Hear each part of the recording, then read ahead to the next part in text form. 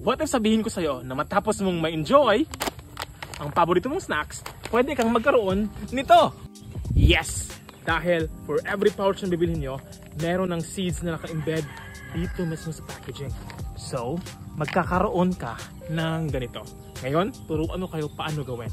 Siyempre, pag mabuksan nyo na at naubos nyo na, huwag itong itatapon dahil andito yung seeds, alright? Dito may nakaprepare na lupa. Punuin lang natin. Ngayon, bubutasan natin yung bottom nito.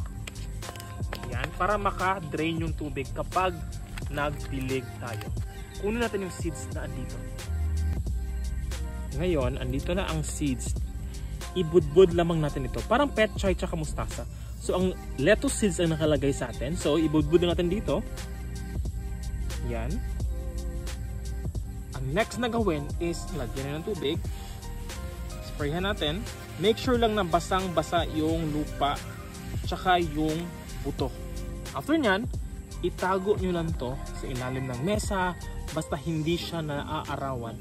2 to 3 days, magiging ganyan na siya. At pag gano'n na siya, pwede nyo na siyang paarawan. And in 20 to 30 days, ganito na sila kalalaki.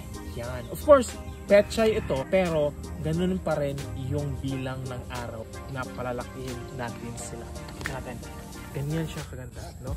Para naman hindi sila magtumpukan dito, pwede kayong maggawa ng butas dito sa gilid. Kapag maliliit pa sila na ganito, pwede nyo silang ilipat dito sa gilid para makatubo, para hindi naman sila magtumpukan sa gitna, no?